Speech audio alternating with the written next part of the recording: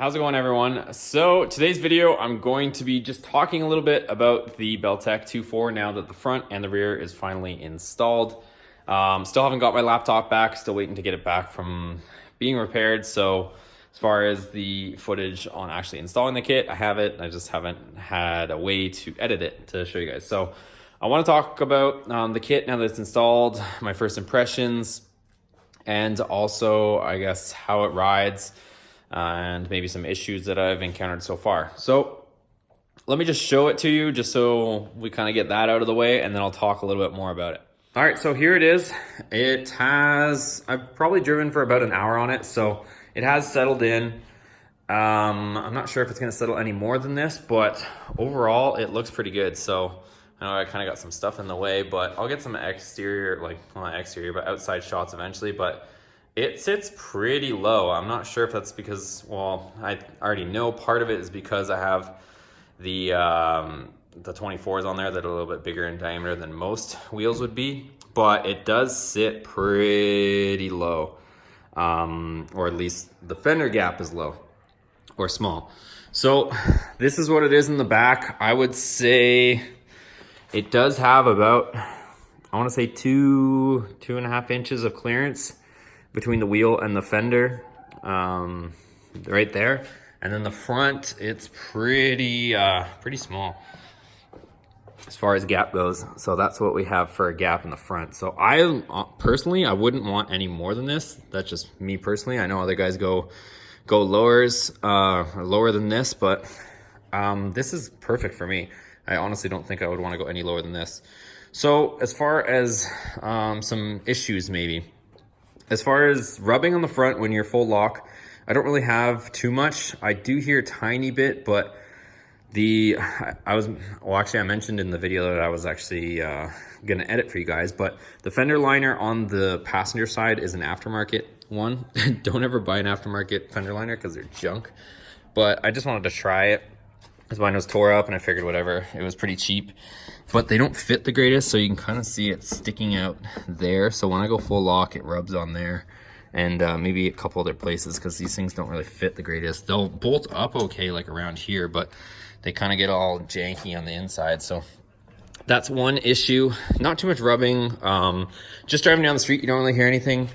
And I haven't gotten alignment yet, but honestly, it drives straight. The wheel is still straight.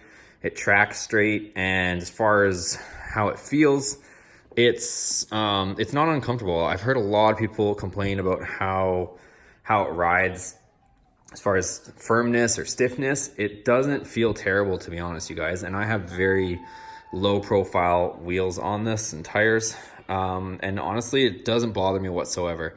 It feels like a sport truck, but at the same time, it's not like super stiff. It is a stiffer suspension, so one of the things you will feel is you can kind of feel like if you're going over some road that's not smooth, like some uneven surfaces, you can kind of feel those dynamics at play where, you know, you might feel the road or the suspension pushing up on one side, so you can kind of feel some flex in the chassis a bit more.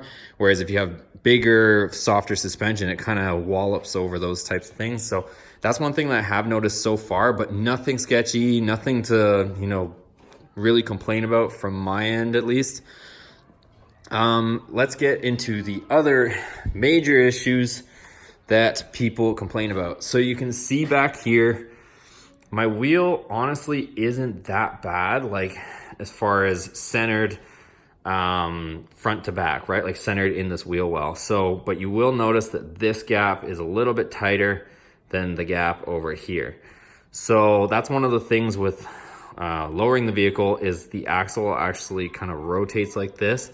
And when it rotates this way, because it's compressed, it gets a little bit tighter towards the front as it rotates, because these arms end up getting shorter as the axle rotates. So that's one of the main things as far as the axle being centered with the vehicle. It's centered with the vehicle because we have the bracket that relocates the track bar to put everything in alignment so that the axle is centered with the actual vehicle.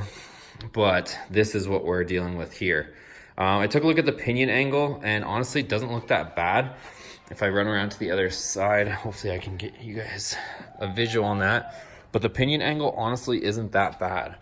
But I do want to mention something, if I can squeeze myself in here. I don't know if you're gonna be able to see it, it's kind of dark. But the axle you might be able to barely see it. The axle, or not the axle, but the actual drive shaft to the pinion isn't at no crazy angle. It actually looks pretty good. I don't know if you'll be able to see it just with me running off the phone here, but it's actually pretty good. The only thing that I want to mention, so for all intents and purposes, guys, if you guys are the average person, the average Joe, you don't want to spend a ton of money, you just want to put the Belltech 2.4 kit on here, you can probably get away with just getting the springs like I did, the springs, the bump stops, and you know, that one bracket that relocates the track bar, and you could probably get away with it. Now, here's where things change a little bit. Higher speeds, that's where it becomes an issue. So around 100 miles per hour on this thing, we did experience kind of a weird, I mean, there's some jokes surrounding it, but you can kind of feel the back start to do this wiggle routine around higher speeds. So one of the things is with this truck being the horsepower that it is and us getting to the quarter mile attempt, we're gonna be around the 110 mile per hour mark going through the quarter, which is a high rate of speed, which is where this axle starts to do its dance. So where I was getting with that point is, if you guys are just the average Joe, you know, not trying to be demeaning or anything, but if you're just the average person, you're never going to be seeing those speeds. You know, what are you going to see on the highway? 75, maybe 80 mile an hour. You're never going to have this kind of dance or wiggle routine in the back end. So you could probably get away without it, but with us trying to do this quarter mile stuff, we're going to have to address it. I did put the, what the heck are they called now? The Belltech rear struts in that are supposed to be a bit stiffer than stock, but I guess from people that I've been talking to, those struts aren't going to be stiff enough. So if we actually stiffen up the rear, I've talked to people that have tried that and they've been successful. They've just put stiffer struts in the back, or shocks, QA1s specifically, and that has stiffened up the rear enough to get rid of this wobble shake routine that goes on in the back. So I have, like, everybody knows that you can sit there and get the brackets for the rear axle and fix this whole problem. I get it. We might end up going that route. But for you guys, for the average person, I want to see how we can solve this in such a manner that, you know, you're not going to be dumping thousands of dollars on your truck just to have a lowered truck, especially the 4th gen Ram. So what I'm going to do is I'm going to try, most likely I'm going to order those QA1 shocks next. Like I mentioned in another video, I do have adjustable control arms. I do have adjustable panhard bar over there, or track bar, whatever you want to call it. I have them, but I'm just trying to test out this setup for you guys, give you my honest review on it. That way you guys can see how much is actually needed to lower your truck if you decide to do something like this. So it's kind of where we're at. If we have to go the full, you know, kit and caboodle, get the brackets for the axle to move it, and then go that route and get the adjustable control arms on there, we will do it. I think I'm probably going to go with the core 4x4 arms at this point though, because I don't want to deal with a loud clanking truck like some of the other people have experienced. Okay, you guys, so that's gonna almost wrap up today's video. Like I said, I do have all that stuff coming for you guys as far as the install, both for the front and the rear, how I went about it, how I got it done. I did do it on the floor with jacks, or jack and jack stands, whatever. And it went pretty smoothly. It's not that hard of an install, honestly. I did it by myself, no help, jacks and jack stands, and got it done. But the reason was because the Viper is sitting here with a transmission in it, and to push it down the slope on the driveway and try to push it back up the hill, it's not gonna happen. So it's just kind of sitting here disabled until I get the transmission back. Hoping this transmission comes back in about a week for the Viper, then we can put that thing back together. I can have a space back. This thing can be movable. We can go to track events, all that good stuff. But like I was mentioning, we're going to try, and I'm trying to make you know, the most honest and reasonable videos for you guys.